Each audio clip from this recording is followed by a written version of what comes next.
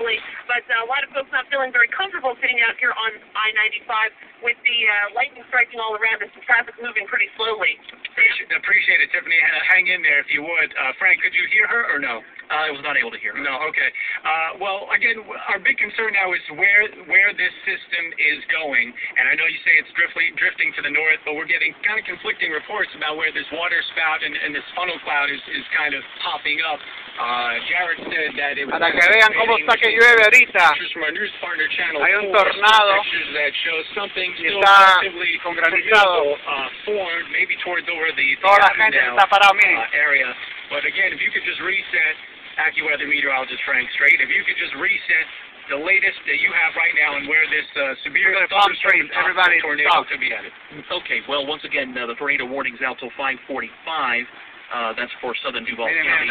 And judging by the radar, it looks like that the cell that spawned that is drifting slowly to the north from where it was, again, about 5 miles an hour now. Just no puede ver en I-95, down there, the Jacksonville Naval Air Station reported a funnel cloud there at 5:03, which is probably what prompted the warning there, along with any other public reports that they have sent us on the service. That's still, again, heading straight to the north from there. So if it was the Naval Air Station that reported that, it may well have been a water spout. It's really just a tornado over water. So that's apparently what prompted the warning there. Anyway, that's heading straight to the north from the northeast. Again, if the tornado is still on the ground, perhaps a little to the west there, maybe towards State. And again, it appears to be drifting slowly to the north on the radar, but the tornado itself is still existing there. Could be moving a little bit in a different direction, maybe slightly to the northeast. So that's still the general danger area right now.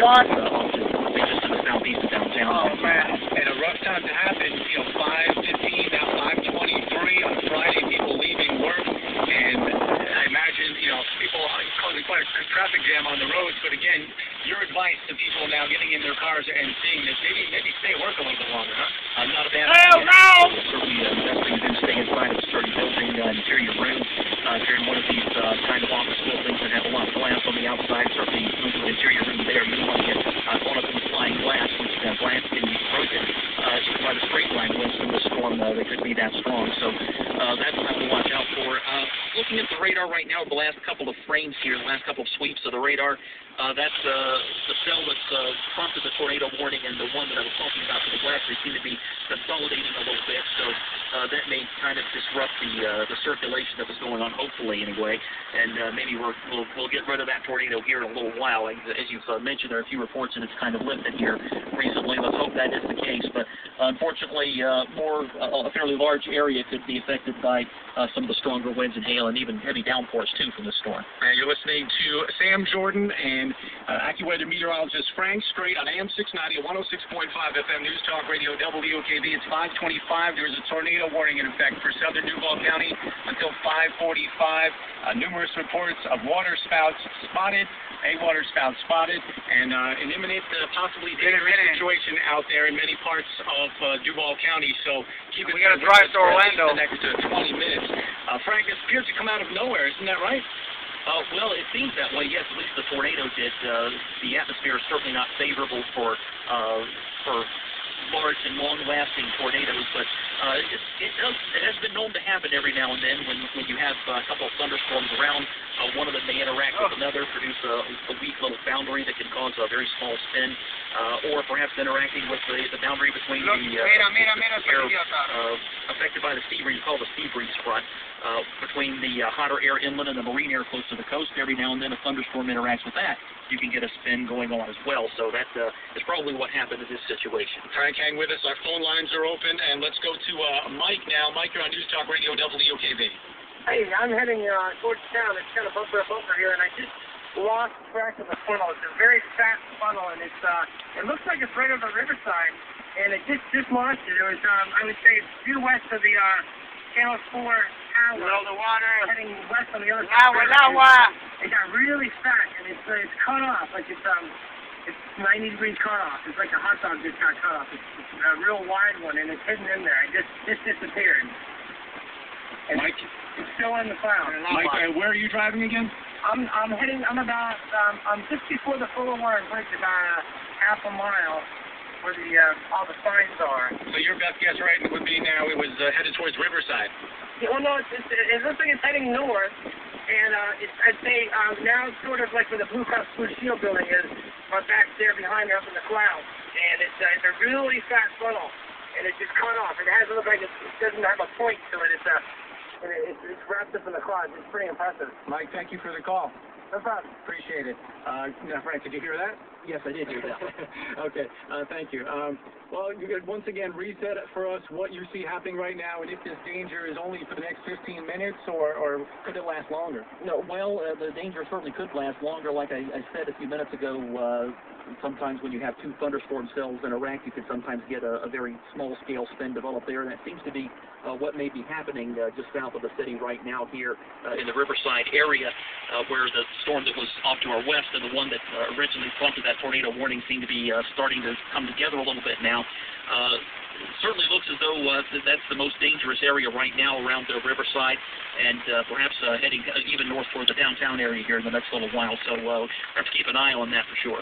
Let's read to you the actual statement from the National Weather Service that came over at 5:16 p.m. just about 12 minutes ago. A tornado warning remains in effect until 5:45 p.m. for eastern Duval County.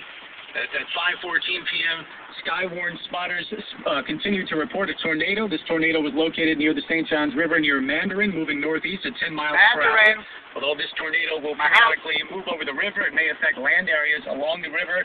Locations in the warning include, but are not limited to, the University of North Florida, Talleyrand, San Pablo, Fort Caroline, Arlington. Precautionary preparedness actions. Seek shelter on the lowest floor of the building in an interior hallway or room, such as a closet. Use blankets or pillows to cover your body. Always stay away from windows. If in a mobile home or something like that. Actually, I just lost the warning there. If in a mobile home or vehicle, evacuate them and get inside a substantial shelter. If no shelter is available, lie flat in the nearest ditch or other low spot and cover your head with your hand. That came over at 5:16, and is that what you have as well, Frank? Yes, I found that statement too, and I see what they're talking about there, judging by the radar and by the maps of the area and by your callers there. That sounds pretty good to me too. WOKV's Tiffany Griffith is out in the environment right now. Tiffany, what do you see?